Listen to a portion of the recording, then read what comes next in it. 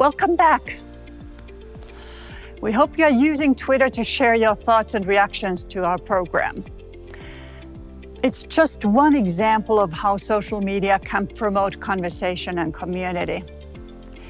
But as we know, social media has a downside. It can spread disinformation and conspiracy theories, contributing to polarization and eroding democratic values and institutions.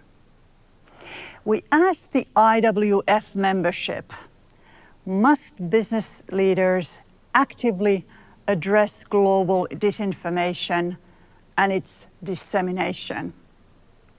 And this is what you replied. 91% of you said yes, businesses must demand accountability.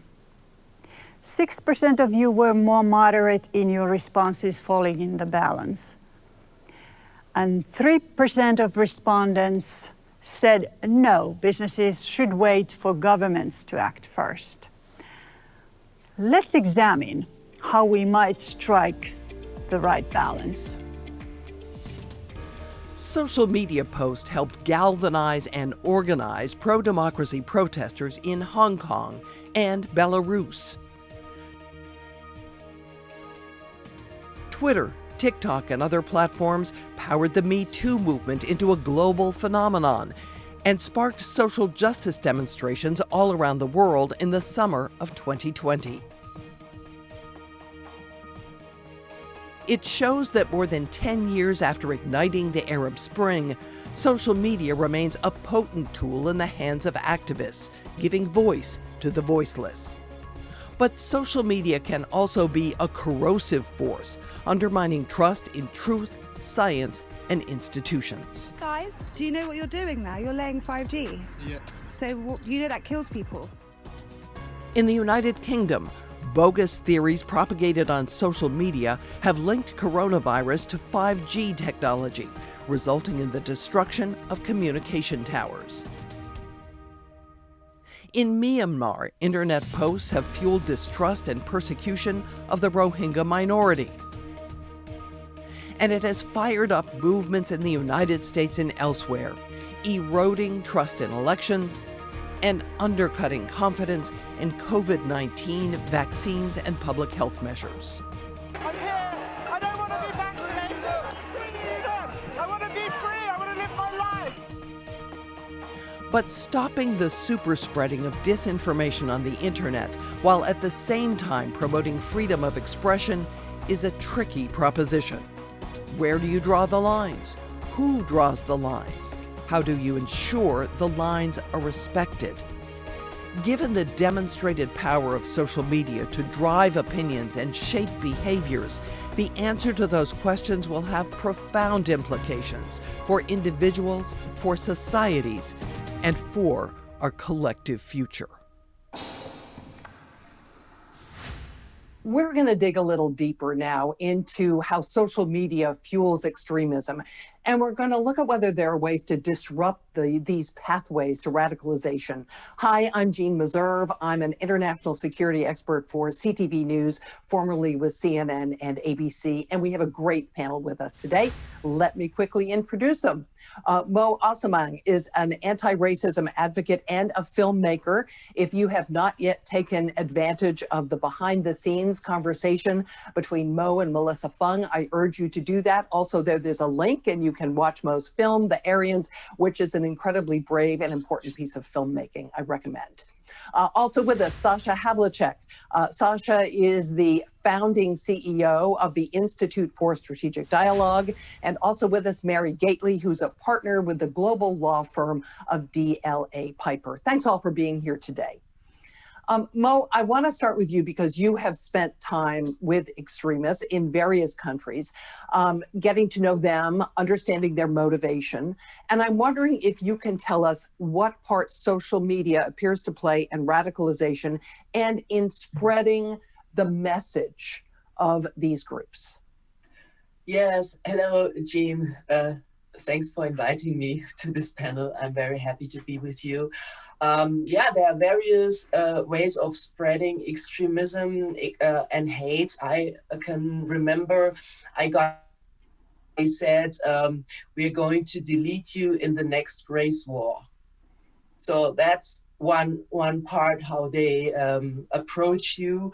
And I mean, the question is, why do they do that? What is their aim?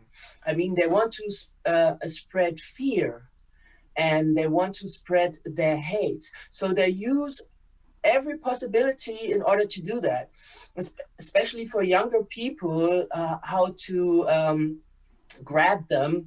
They use films. They are made very stylish, very young, and I think they come apart very harmless.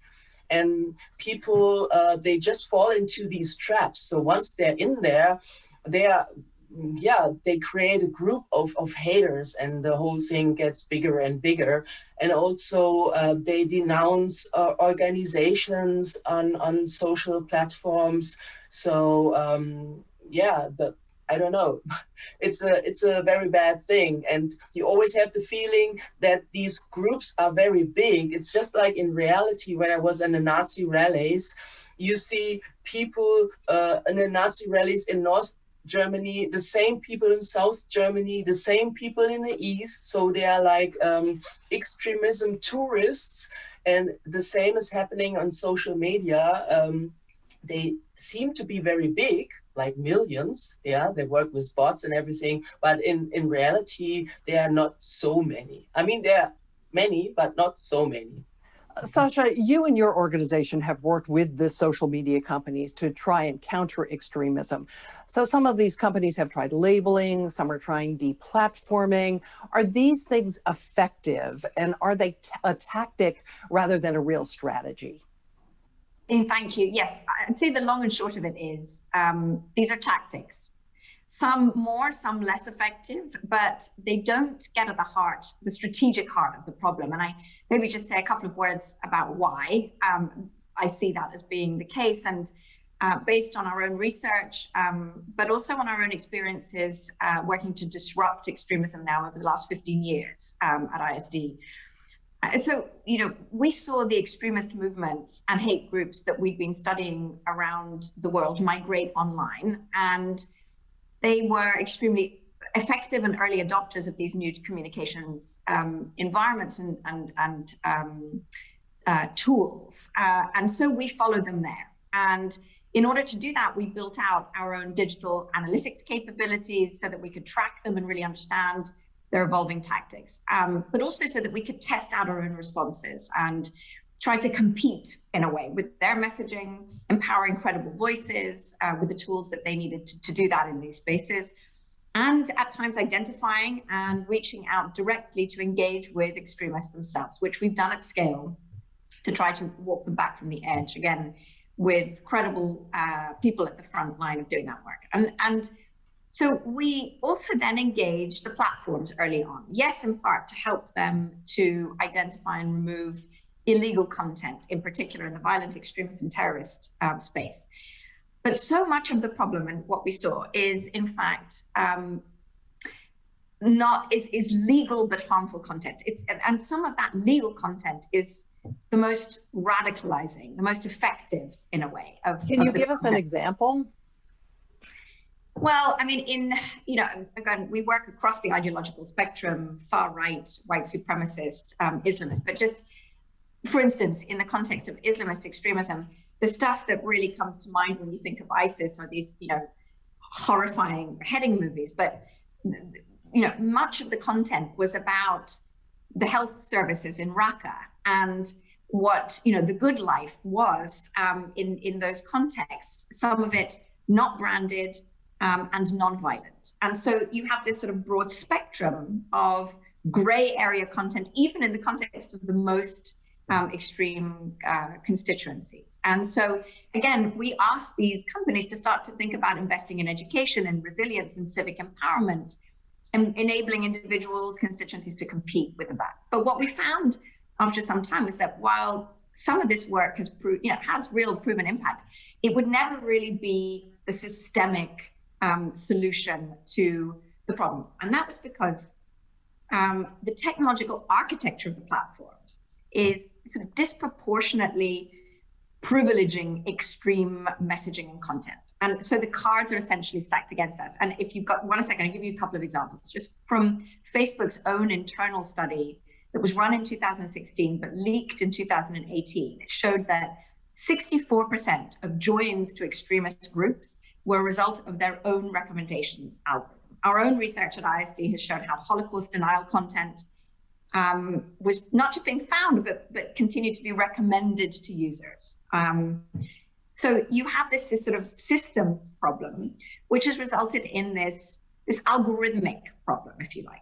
And we're going to get to that in just a minute. Before we do, I'm going to talk a little bit more about some other aspects of the problem. And you alluded to this. Mary, in the US especially, there's talk of cancel culture. There are people, particularly on one end of the political spectrum, who feel that they are being censored online. Is that a fair criticism from a legal perspective? Yeah, thanks, Jean, and really great to be on a panel with Mo and Sasha. No, I don't think that's necessarily fair. I think, you know, from the perspective of the social media platforms, they are not presently liable in many cases for what others post on their platforms. So they do have terms of use and they try to self-police. Potentially that's opportunistic because it avoids certain governmental regulation if they self-police well.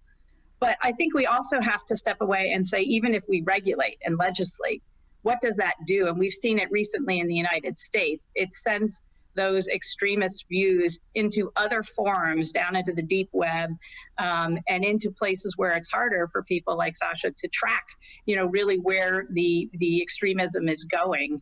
And so I think, you know, you've got a huge amount of volume of information, and it's hard to react and sort of take care of it. But I think it's not necessarily fair to say that there's a cancel, you know, culture going on right now.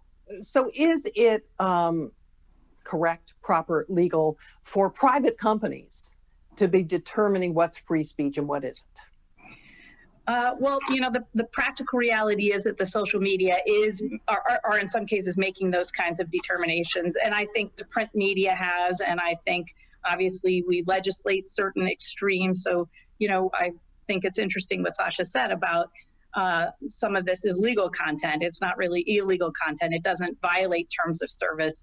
It's not what we would call in the legal terms fighting words or yelling fire in a movie theater. These are more subtle ways of influencing people. And so I agree that there is a fine line between what is really legal and illegal, because these are influencers, if you will, on perhaps vulnerable people who get the extremist views that Mo has seen. Sasha, Facebook has established an oversight board which is weighing some of these difficult decisions. For instance, the deplatforming former President Donald Trump. Is that really a workable system? Well, I come to that, but if I may, just on the point that you asked, Mary, because we've got just a quick data point. Our research has shown that in the lead up to the US elections, conservative news media was twice as likely to reach people online than liberal news in regard specifically to the vote fraud story, for instance, which is, of course, a big part of the election story. And so what we really need is a proper audit of the impact of these platforms' algorithms in some shape or form. That transparency doesn't exist right now. But you've asked me about the Facebook Oversight Board. Do we want to need a truly independent expert oversight? Yes, absolutely. But I'd say that there are a number of problems with the way in which it's been set up in terms of delivering real impact. I think the first is that it is, you know, its remit is essentially content alone. And we've talked about some of these systems problems, these algorithmic challenges. It's interesting that actually recently the board members have asked for access to data around the algorithmic promotion of around certain cases that they're reviewing. Whether they get that or not is another question. Of course, Facebook could just say no, and that comes, brings me to the latter point, which is, is it entirely independent? No. In the end, this is, a question. Facebook has the right to say yay or nay on what it provides in terms of data to this constituency, and so ultimately, it's no substitute for democratic oversight and accountability, I'd say. Mo, you're in Germany. In Germany, the laws prohibit Nazi symbols and Holocaust denialism, and yet we are seeing the growth of right-wing neo-Nazi groups in Germany. So does that mean that banning the flow of information is not necessarily an effective way to stop these groups from growing?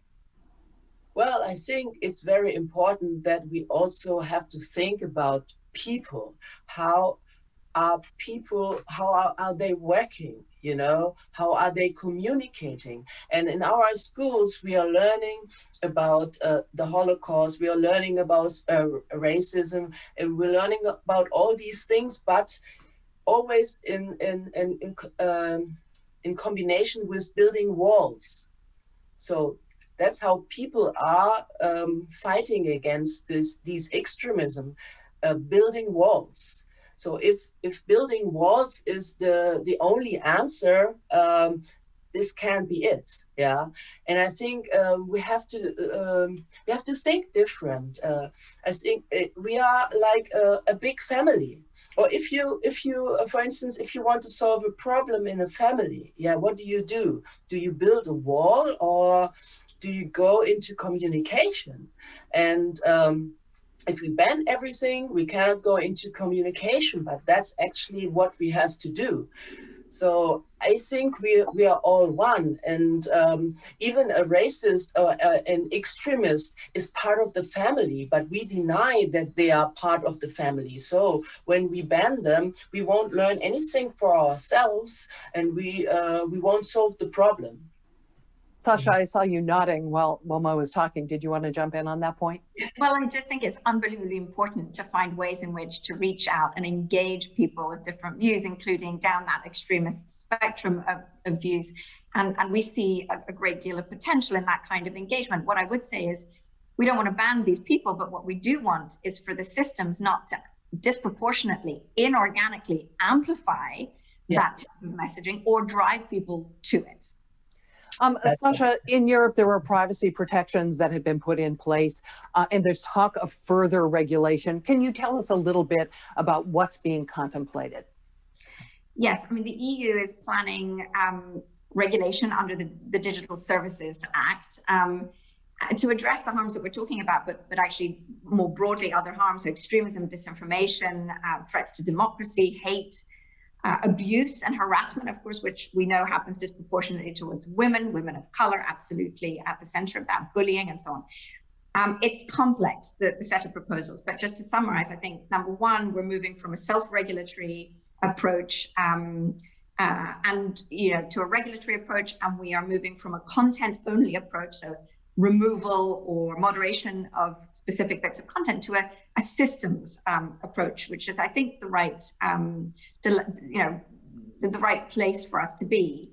And the thinking is, we can't make Facebook or YouTube responsible for every piece of content, but we can make them responsible for ensuring that their products and systems are designed to take account of risk and to ensure user safety. And so they envisage a sort of regulated system with independent checks and balances around these risks, making sure that they're evaluated and making sure that there's a kind of safety by design. So it's preventive rather than reactive, which I think is the right way to go. The algorithms have come up several times already in this conversation, and they are the reason why people get more and more content that conforms with their worldview. In other words, it's what drives people into their ideological corners. Mary, from a marketing perspective, the algorithms are why businesses find it beneficial to use social media platforms for advertising and sales. So since they are proprietary, how willing are the social media companies going to be to reveal these special formulas that make them money? I think that there are ways to introduce, transparency into the mix here. Right now, I think most of us, I think there's an educational component here that we can't overlook, right? Because the kind of transparency that we're talking about in the algorithms is really related to why we all are assuming we get certain ads when we get them, or we read from certain news sources, because data is being collected about us every day in all kinds of forms that you know and you don't know. Now, sometimes when you go to some of the social media platforms, you will see, why am I getting this? but that's not enough. You don't know what really your data is being used for. And I think if we started to educate people on how data is being used, not just collected, but used. And I think it's actually even deeper than what Sasha may have even suggested, because if you look at what has happened in the election news cycle for the United States over the course of the last 4 years, where was that content coming from that people thought was the content that was related to our election? It turns out it was coming from foreign governments. And so I'm not sure that people understand in all cases necessarily where all the information they're receiving come, and they don't have the tools to evaluate necessarily those kinds of sources. So do you think that people would really take the time to read that and to care about that? They love the convenience of the internet. I think, we've made a mistake. We have a whole generation of people. My children are in this generation. They've grown up only with respect to online digital sources for everything, whether it's their entertainment, it's their social interaction, it's their research. And you have to have challenging critical thinkers in order to really evaluate the news sources. It's no different than us as more in adult roles, where we are always sort of questioning, are we getting the information from a source that's reliable or not? And I think we have to start that digital education, in elementary school, much, much earlier than I think anybody has even thought. My children didn't receive training like that. So I think there's a lot of work to be done in many different ways. So I think there is transparency that can occur and is occurring. And I think regulation does help drive real significant change in some cases. So, Sasha, a question about regulation. This is a global internet. Most people in the world have access. How does regional regulation help play a part in this global system? Or are we going to end up with a piecemeal patchwork system? Correct. I mean, we need to get countries working together on this problem.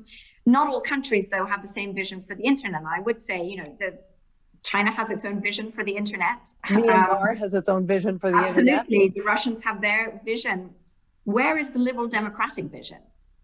How do we carve out a vision, a regulatory framework that ensures that this space, which is the most important political, social, economic space of our time, reflects our values? That is absolutely critical. And I think that's a task for liberal democracies to get on side together. I think we have to move away from this idea of a false dichotomy between free speech and censorship.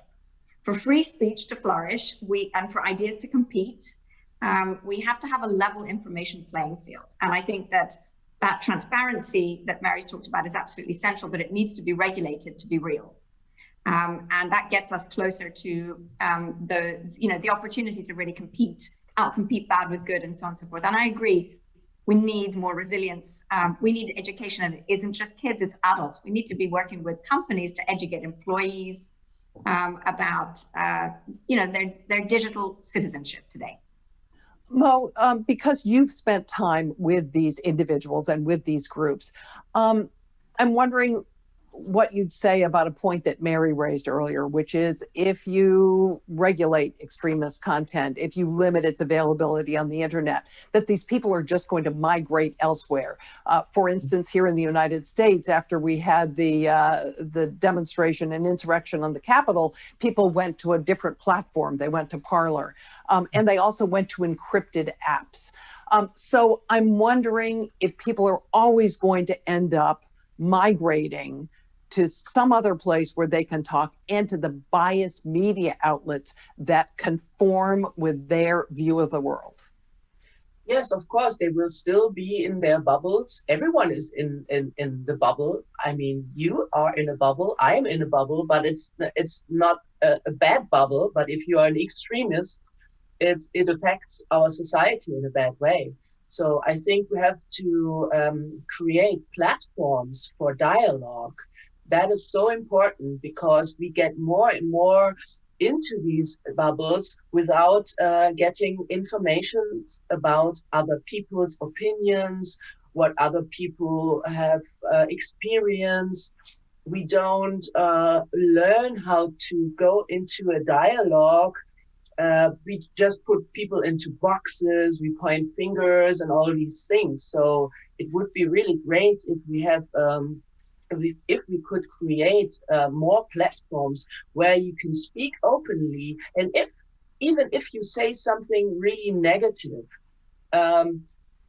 people on this platform shouldn't point fingers on you, but should rather find a solution for the problem. But I think that is something we really, as Sasha said, we have to learn in school. Yeah, it's something that we have to give to the kids in an early stage, not when it's too late, you know. Mo, I'm wondering if in your interactions with these people who are, in this case, they were far to the right, if you find that they want to engage in dialogue, do they want to hear what others have to say? No, absolutely not. From the top racist, they get the information, don't talk to the other person, because talking is like a weapon. Because after talking, you will be more open-minded, and you get the feeling of how the other person might live, what the other person might have experienced. And so actually, they always, get the information, don't talk. Don't go into the dialogue, because in the end you will lose. But that's why we have to open up this dialogue, and we have to do the first step. And but would it be one-sided? On us. It's not on waiting how the others are going to change. It's on us to make the change work. But I guess my point is, how can you have a dialogue if one side doesn't want to talk? You still talk.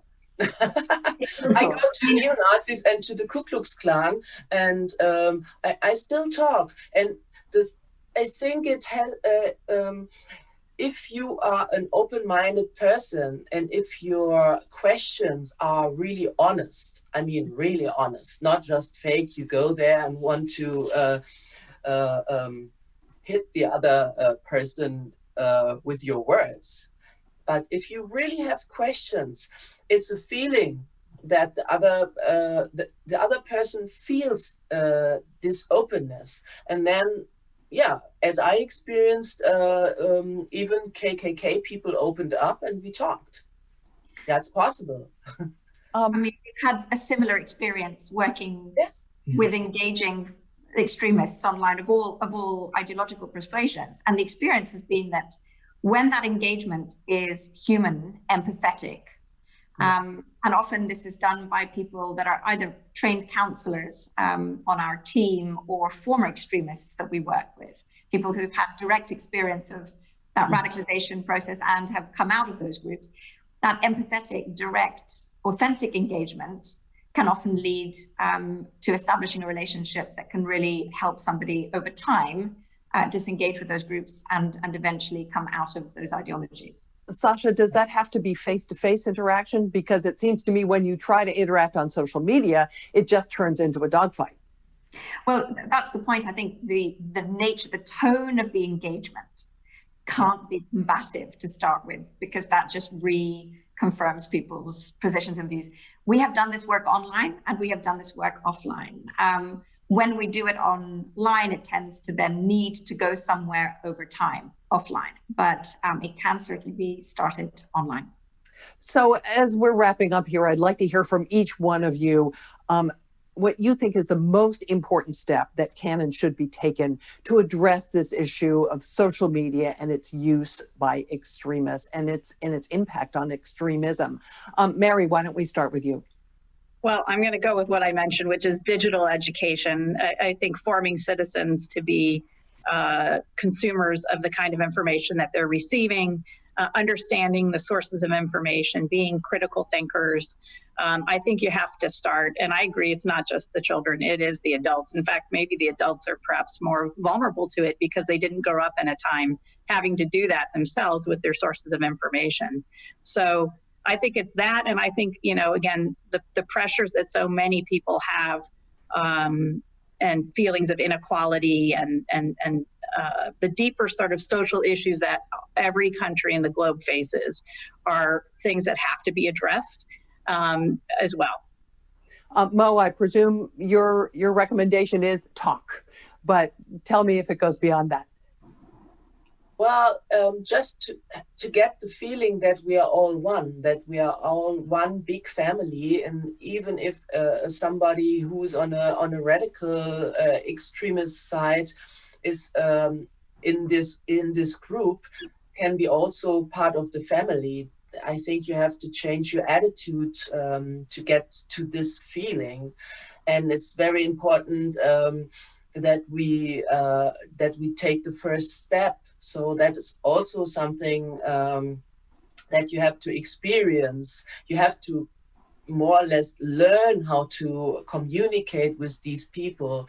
And I would love to see schools where you learn how to communicate with people in extremist sides. That would be something, yeah, I would love to see. Sasha, number one recommendation. We need to level the playing field for speech, and that needs to be regulated transparency, algorithmic auditing, and then we have a chance about competing the bad with the good. Then we have a chance of that dialogue and that communication and that education genuinely having a systemic impact. Thank you so much, Sasha Havlicek, Mo Asamang, and also Mary Gately for your input today. There's a lot more to say regarding disinformation and social media, and we want to continue that conversation.